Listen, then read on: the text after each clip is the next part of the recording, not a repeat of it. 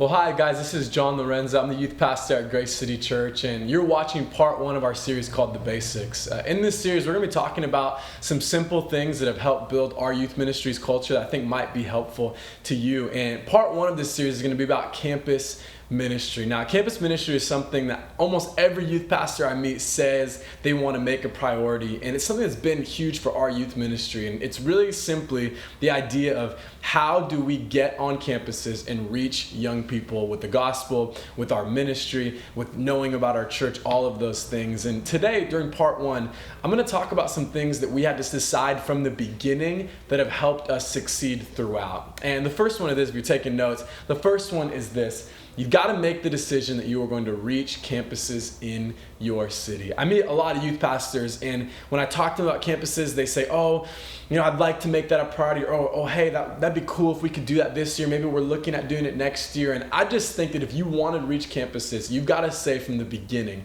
this is what we are going to do. This is something we're going to make a priority. I remember the first pastor I ever had used to say this all the time, that our church was going to know and be known by our community. So when we set out to start our youth ministry, Grace City Youth Church, I just decided that was going to be our policy. Something we said, one of our first culture pieces at our first team nights was this: we're not going to wait for kids to come to us, but we're going to go find young people and invite them to see what God was doing at our church. And taking that mindset of saying, man, from the very beginning, we're going to, if you're watching this right now, you're a pastor, you're a youth leader, you're a volunteer, make that your mindset right now, saying, hey, it doesn't matter what we've done in the past, we are going to reach campuses in our city. My second thing I want to tell you today is use whatever avenue you have. I remember being in Bible college, a student asked one of my professors and said, man, why did Jesus come when he did come at that time in history? And my professor said, we don't exactly know the reason why, but one of the things that he thought was that at that time, because Rome was an empire that ruled most of the known world, they had a road system that would mean that anything that happened in that time,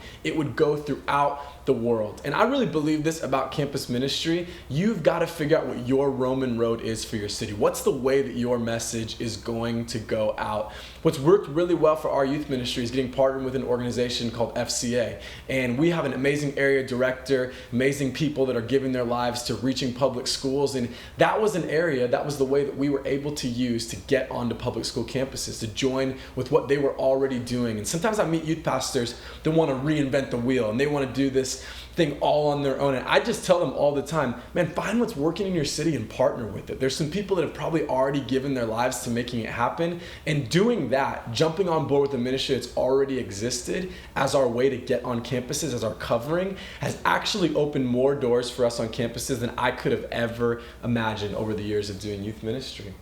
The third thing that I would say, and this is an important one for you, is be faithful with what you have. I know I've gotten in this place before, and I'm sure you have as well, where sometimes when you look around the state of your youth ministry, there aren't the exact kids that you want at that time from the exact school that you want. I remember we started our youth ministry, and I had big dreams of being on our huge public schools, the ones that had the best sports teams and the most kids came to. But when I looked around who we had coming at the time when we first started, we didn't have a lot of kids like that from those schools. But I remember God speaking to me and saying, man, be faithful with what you have. And I remember going to sports games, football games, basketball games, and only knowing maybe one or two students, like desperately showing up there trying to meet young people. And literally I had this flashback a couple weeks ago of being at Lakeland High School, one of the main high schools in our city, and going there our first year of our youth ministry. We knew one student that was in the band. And now, years down the road, we're on field, a part of the team. I've got leaders praying with the football team before their game, and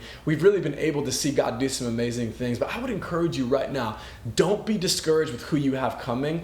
I usually have seen God work in the exact opposite way, with you actually probably have more than you think you do. The young people that you have, God's actually probably going to want to use, and those are going to be the doors that open. I always tell youth pastors this: there's a way to get onto campuses. It might not be the way that you want to, but I remember there'd be different situations in the youth ministry that we started, is that we were able to get on campuses if we would do whatever it takes. I mean, are you willing to pick up trash?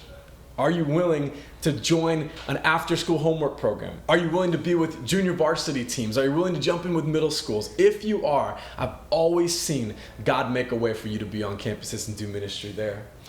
The last one that I would say for you is you've got to appoint a leader that is not you to run the campus. I think that if you're watching this and you're a leader, you're probably a control freak. Ask me how I know. But one of the things that has served us really well is having one of our leaders, a guy or a girl that's passionate about young people, adopt the campus as their focus in ministry. Here's the reason why. If your schedule or my schedule is the lid to our involvement, there's probably going to be a lower lid and a lower ceiling than what you want for that campus. But what we've been able to do when we appoint a volunteer to own the campus, to love the campus, to make it their main priority as they serve in our youth ministry, is it lets them go wild. It lets them get after kids, lets them feel like they're owning something. And for you, what I would encourage you is this. In order to reach more, we make the decision there are going to be kids coming that are closer with the leader than they are with the pastor. And that's a good thing. If we want to raise up leaders well, that's what we're called to do. Those are some basic points that I've really seen work well for us as we begin doing campus ministry. I would encourage you today. It takes faith, it takes effort, it takes all of these things. But those are really some basic ideas for things that you can make as a part of your culture if you want to reach campuses. In part 2 of this series, what we're going to be doing is I'm going to bring on some of my leaders that have adopted campuses. We're going to get to ask them some questions about what it was like when they first started adopting the campuses that we've been on over the past few years at our youth ministry, GCYC. Hope to see you there.